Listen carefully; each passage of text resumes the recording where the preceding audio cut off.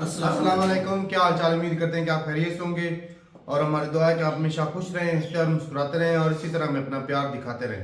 मैं हूँ गुलजार हुसैन। मैं हूं तारिक मैं नूर। मोहम्मद को तो आज हम जिस वीडियो पे रिएक्ट करने जा रहे हैं, वीडियो का टाइटल है Atal Setu bridge is ready as PM Modi thanks Japan for loan. तो वर्ल्ड फेयर की वीडियो देखते हैं वीडियो और अपना फेयर कर देंगे। काउंट करते हैं 3 to 1, वीडियो स्टार्ट। नमस्कार and welcome you to world affairs. मैं हूं प्रशांत धवन। सो अटल सेतु ब्रिज अब बन के तैयार हो चुका है और अब देखिए इस ब्रिज को लेकर कई लोग सवाल ये कर रहे हैं कि क्या एक आम आदमी को जो कार इस्तेमाल करता है, जो रेगुलरली इस ब्रिज को यूज करना चाहेगा, क्या उसको साल में 1.5 लाख रुपए पे करने होंगे ना? वैसे मैं आपको बता दूं, अटल सेतु ब्रिज एक इंजीनियरिंग मार्वल है। इसका नाम इनिशियली था मुंबई ट्रांस हार्बर लिंक और बाद में इसको रीनेम कर दिया गया as Shri Atal Bihari Vajpayee trans harbour link. 17,800 crore से भी ज्यादा की लागत से बना है ये ब्रिज। अगर हम बात करें डॉलर्स की तो 2.2 बिलियन डॉलर्स का ये ब्रिज है और एज ऑफ नाउ ये भारत का सबसे लंबा ब्रिज है ओवर वाटर। यहाँ पे आप देख पाएंगे, इससे पहले आपको याद होगा भूपेन हजारिका ब्रिज की बहुत बात होती थी आसाम में। भूपेन हजारिका ब्रिज इससे पहले भारत का सबसे लंबा ब्रिज था ओवर वाटर। इसकी लेंथ 9 किलोमीटर से ऊपर थी, मगर जो अटल सेतु है इसकी जो लेंथ है ये 21 किलोमीटर से भी ऊपर है। 21 किलोमीटर से ऊपर। और यहां पे आप देख पाएंगे आर्टिकल, अब मुंबई से नवी मुंबई में पहुंचना बहुत आसान हो गया है। 20 मिनट में आप रास्ता कंप्लीट कर पाएंगे। इंडिया का लॉन्गेस्ट सी ब्रिज अब ओपन हो चुका है। और ऑनेस्टली एक बात बताऊं, मैं आपको इस ब्रिज की बहुत सारी वीडियोस फोटोज दिखा सकता हूं। देखो रात को ये ब्रिज कितना सुंदर लगता है वगैरह, मगर पर्सनली आप मुझसे पूछे तो सबसे ज़्यादा इंप्रेसिव व्यू इस ब्रिज का आता है जब आप इसको सैटेलाइट व्यू से देखते हैं, तब अलग ही लगता है ये ब्रिज ना। यहाँ पे आप देख पाएंगे यह है एशिया का मैप, यह है हमारा प्यारा भारत। और मुंबई में अगर मैं जूम इन करूँ ना, मुंबई के आपको पता होगा पास में एक सैटेलाइट सिटी बनाई गई है नवी मुंबई। नवी मुंबई इसलिए बनाई गई है ताकि मुंबई का जो कंजेशन है, जो आबादी वहाँ पर ओवरलोड हो चुकी है, वो धीरे धीरे कम हो जाए ना। यहाँ पे आप अगर नोट करें, I mean really this is huge. आप देख पा रहे हैं, थोड़ा सा ना आपको और अच्छे से दिखाता हूँ। ये यहाँ पे ये है मुंबई ट्रांस हार्बर लिंक का एंड पॉइंट और ये है आपके सामने ये पूरा अटल सेतु। आप देख पा रहे हैं कितना ह्यूज है ये, किस तरीके से मुंबई को नवी मुंबई से ये कनेक्ट कर रहा है। It is absolutely enormous. और इसी टाइप के इंजीनियरिंग मार्वल्स हैं, ये इंडिया, न्यू इंडिया को डिफाइन करते हैं। पीएम मोदी ने अटल सेतु के बारे में ये बात कही है। ये जो छोटी सी क्लिप है ये आप देखिए। अटल सेतु भारत की उस आकांक्षा का उदयघोष है जिसका आह्वान साल 2014 में पूरे देश ने किया था। जब मुझे चुनाव की जिम्मेवारी दी गई थी तो 2014 के चुनाव के कुछ समय पहले मैं रायगढ़ किले पर गया था।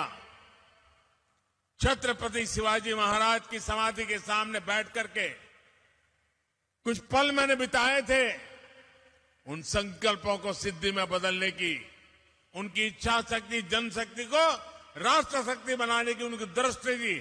सब कुछ मेरी आंखों के सामने और आशीर्वाद बनकर के आया था। उस बात को 10 साल हो रहे हैं।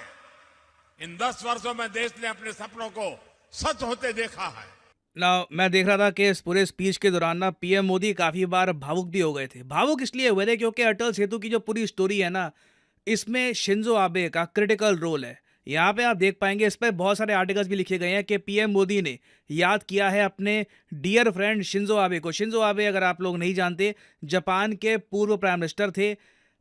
अनफॉर्चुनेटली इनको असैसिनेट कर दिया गया। जिस आदमी ने असैसिनेट किया था उसके पास कोई प्रॉपर रीजन भी नहीं था इनको मारने का। एक मैं कहूँगा एशिया के जायंट लीडर थे शिंजो आबे। और देखो 2018 में ना, एक्चुअली 2017-18 के आसपास इन्होंने पीएम मोदी को कहा था कि यू नो व्हाट, मुंबई और नवी मुंबई को अगर आपको डेवलप करना है ना, तो आपको एक ब्रिज चाहिए, आपको ऐसा एक रास्ता चाहिए जिससे कई लोग जो नवी मुंबई में घर परचेज करेंगे वो आराम से मुंबई में काम कर सकें, वापस घर लौट सकें। तो एक एनविजन किया गया कि क्यों ना $2 बिलियन की कंस्ट्रक्शन से भी ज़्यादा का एक ब्रिज हम बनाए यहाँ पर, and it will be an engineering Marvel, India का लॉन्गेस्ट सी ब्रिज होगा। उस वक्त जापान ने इंडिया को लोन भी दिया था इसका। जी हाँ, ये मैं आपको बता दूं, जो हमने यहाँ पर पैसा खर्चा है 17,000 करोड़ से ऊपर, इसमें से 15,000 करोड़ के आसपास एक सॉफ्ट लोन के जरिए इंडिया को मिला था from the Japan international corporation agency. और इस लोन से पहले ना ये प्रोजेक्ट काफ़ी हद तक ठंडा पड़ चुका था। मैं आपको बता दूं 2017 से पहले लग रहा था कि पैसे हैं नहीं, कैसे करेंगे ये ब्रिज कंप्लीट। फिर शिंजो आबे, पीएम मोदी आए, दोनों ने एक विजन देखी यहाँ पर कि ठीक है ये ब्रिज बनाते हैं। फिर उसके बाद 2018 से ना लगातार काम चल रहा है और अब जाके ये ब्रिज कंप्लीट हो गया। और इसलिए मैं ये नोट कर रहा था, पीएम मोदी का यहाँ पे शिंजो आबे को याद करना जेन्युइनली बनता है, क्योंकि लिटरली अगर हम कॉन्सेप्ट की बात करें तो शिंजो आबे ने बहुत ही इंपॉर्टेंट रोल प्ले किया है इस ब्रिज के पीछे। अब देखिए, शिंजो आबे को याद किया गया, बहुत अच्छी बात है, ब्रिज बन चुका है, इंडिया को एक एसेट मिल चुका है। 100 साल तक आराम से ये ब्रिज कहीं नहीं जाएगा। जिस तरीके से इसको बिल्ड किया गया है 100 साल तक ये भारत को सेवा देगा। But at the same time ना कई लोग ये भी कंप्लेन कर रहे हैं कि इस ब्रिज को यूज़ करने में आम आदमी को जेब से बहुत सारा पैसा खर्च करना पड़ेगा। अब ये आप देख पाएंगे ये यूज़र फी है, ठीक है। अब हम बात करते हैं जी यूजेबिलिटी के बारे में, ठीक है। सब हमने बात कर ली जी, बन गया, सब अच्छी बात है। मगर एक कार है ना अगर आपके पास, और आप नवी मुंबई से मुंबई में, फिर मुंबई से नवी मुंबई में जाना चाहते हैं और आपको एक मंथली पास चाहिए, ठीक है जी, आप रेगुलरली यूज़ करोगे इस ब्रिज को, तो आपको महीने का ना 12,500 रुपये पे करना पड़ेगा। साल का कितना बन जाता है? 1.5 लाख रुपए। 1.5 लाख रुपए साल का आपको पे करना पड़ेगा सिर्फ एक ब्रिज को यूज़ करने के लिए। अगर आपका कोई आपकी कोई फैक्ट्री है, बिजनेस है आपका, यहाँ पर आपका कोई बड़ा ट्रक है, तब तो देखिए आपको कई लाखों में पेमेंट करनी पड़ेगी। हो सकता है कि 7-8 लाख पर आपको ईयर के पे करने पड़े। तो ये जो प्राइसेस है ना, ये देखकर कई लोग जेन्युइनली कंफ्यूज, और लोग पूछ रहे हैं कि मिडिल क्लास पर इतना सारा टैक्स का बर्डन डाल दिया गया है ना कि आप देखो, जो आप कमाते हो आप उसमें इनकम टैक्स पे करते हो, ठीक है। जो आप परचेज करते हो उसमें भी आप इनडायरेक्टली टैक्स पे कर रहे हो। फिर जो आप ब्रिजेस जो आप यूज़ करोगे, जो आप टोल टैक्स दे रहे हो, वहाँ पर भी इतना सारा आपका पैसा जा रहा है। अब अटल सेतु, जिससे लोगों को काफ़ी उम्मीदें थी कि यार बढ़िया, ये अब नवी मुंबई और मुंबई का जो ओवरऑल लिंक है ये बहुत बढ़िया हो गया है, इसमें भी साल के 1.5 लाख रुपए पे करने पड़ेंगे। That is a lot of money, that is a lot of money. और इसलिए ना थोड़ा बहुत मैं यहाँ पर ये भी कहूँगा, इंडिया से कई लोग बाहर भी निकलने की कोशिश कर रहे हैं। आपने देखा होगा कई मिलियनियर्स हैं इंडिया से बाहर निकलने की कोशिश कर रहे हैं, मतलब कि जिसने 8 करोड़ रुपए कमा लिए, 9-10 करोड़ रुपए कमा लिए, वो इंडिया से बाहर निकलने की कोशिश कर रहे हैं, क्योंकि इंडिया में टैक्स का बर्डन ना बहुत ज़्यादा है। और काफ़ी जगह थोड़ा बहुत ये भी कह सकते हैं कि जितना टैक्स पे करते हैं इंडियंस, उसके हिसाब से आपको जो फैसिलिटीज़ हैं अभी के लिए फॉर द टाइम बिंग नहीं मिल रही। तो कहीं ना कहीं हमको सोचना होगा इसके बारे में कि हम ये जो बड़े बड़े प्रोजेक्ट्स हैं बना तो रहे हैं, मगर आम आदमी इसको जेन्युइनली यूज़ भी करेगा इतने हाई यूज़र फीस के साथ। और फाइनली यहाँ पे मैं आपसे क्वेश्चन भी पूछूंगा। क्वेश्चन यहाँ पर यह है कि हाल ही में DRDO ने एक इंडिजिनस असॉल्ट राइफल बनाई है मेड इन इंडिया। आपको बताना है कि इसका नाम क्या है। ये है यहाँ पे आपकी ऑप्शंस: उग्रम, रक्षम, निर्भय या फिर सिंघम। रिसेंटली ये बहुत ही ज़्यादा न्यूज़ में थी। कमेंट सेक्शन में करिए उत्तर। जो लोग सही आंसर देंगे मैं कोशिश करूंगा कि उनकी कमेंट को मैं हार्ट दे दूं, ताकि बाकी लोग भी सही आंसर समझ पाएं। और अनअकैडमी के देखिए ऑफर चल रहे हैं आज के समय। ये जो ऑफर्स हैं इनको आप यूज़ कर सकते हैं टू गेट डिस्काउंट। तो कमेंट सेक्शन में लिंक आपको मिल जाएंगे। आप यहाँ पर कोर्स ओपन करके you can use the code PD10 और आपको डिस्काउंट मिल जाएगा। और जो सेल्स टाइम टू टाइम आती रहती है, इनका भी आप लाभ उठा पाएंगे। So this is the end of the video. Thanks for listening and as always may the gods watch over you.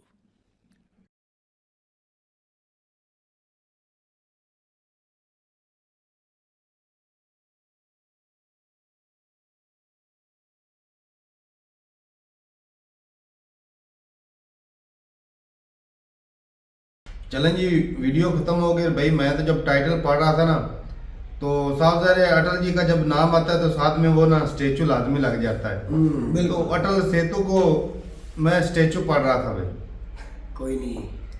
तो बाकी भाई बहुत ही बढ़िया लगा देख के। ये प्रोजेक्ट ना वाकई मुंबई के लिए 4 चांद लगाने वाला है। एक तो लगाने वाला तो लग गया भाई। ये तो अजूबा, खुद से ही अजूबा है। हाँ। अजूबा है कि भाई 21 किलोमीटर से भी ज्यादा, 22 किलोमीटर के नजदीक ही है। तकरीबन 22 कर लो आप। हाँ। 22 और ये कम भाई साहब फासला नहीं है। और इतना लंबा जब एरिया एरिया में ब्रिज बनाया जाता है, साफ जाहिर है कि जब गहराई आती है तो वहां पर बहुत ज्यादा गहरे पिलर बनाए गए बहुत ज्यादा मजबूत। और वो सार जो वीडियो में बता रहे थे कि एक मतलब एक सदी का नाम ले रहे थे, 100 साल एक सदी। हाँ, 100 साल तो ये 100 चलेगा। साल तक ये चलेगा।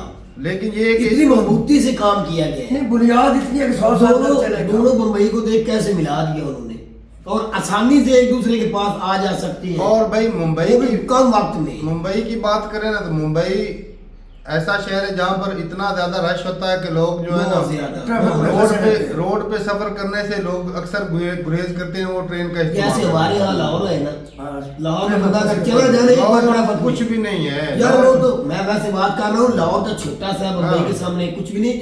लेकिन हम बात बता रहे हमारे लाहौर में भी इतना रश होता है, बहुत हालांकि बहुत ज्यादा ज्यादा रोड बन चुके हैं, फिर भी बंदा ट्रैफिक में फंस जाता है।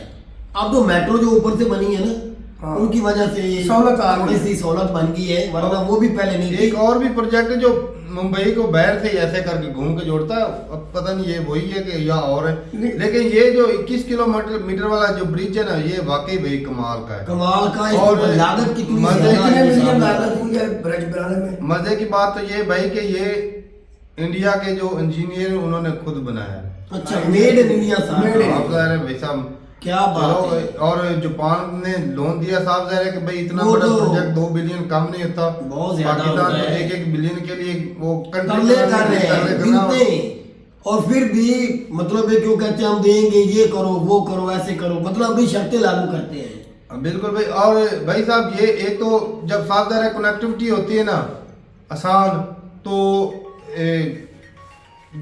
जुड़ जाते हैं और इकोनॉमी को इससे बूस्ट मिलेगा। मुंबई के साथ भाई साहब लग के वो नई मुंबई, पहले मुंबई में इतना ज्यादा रश है और जब लोग नई मुंबई में वहां पर भी शिफ्ट हो जाएंगे, बिल्कुल लेकिन कारोबार भाई- आसानी होगी। इससे आसानियां कारोबार में आने जाने में, काम काज कोई भी ले लो आप। लेकिन भाई इसका जो टैक्स जो दिखा ना भाई वो वाकई ज्यादा है।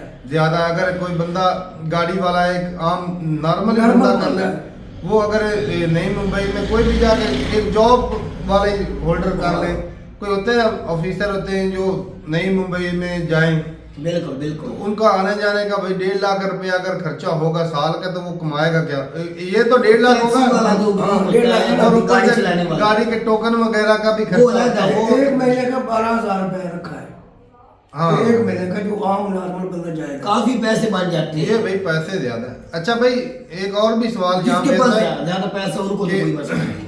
ये जो ब्रिज बनाई गई है, एक तो होता है ना जिस तरह हाईवे होता है या मोटरवे हमारे पास होती है, तो उस पे मोटरसाइकिल अलाउ नहीं होती।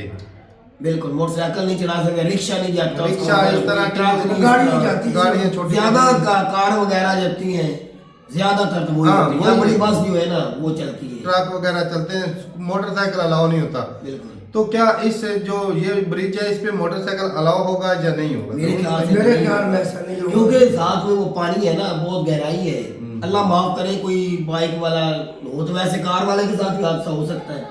बाइक वाले तो नौजवान जो है आजकल बहुत ज्यादा शौक से स्कूटर चलाते हैं। लेकिन ये नहीं होगा लाओ हाईवे मेरे तो ख्याल है से। नहीं, लेकिन हो सकता है भाई साहब, पता नहीं इसमें कितनी ये है भी ब्रिजेस में हाँ बैग वाला तो नहीं जाएगा। शायद ना जाए हो, जरूर बताइएगा कमेंट सेक्शन में। लेकिन भाई टैक्स जो है ना, टोल टैक्स वो बहुत ज्यादा है।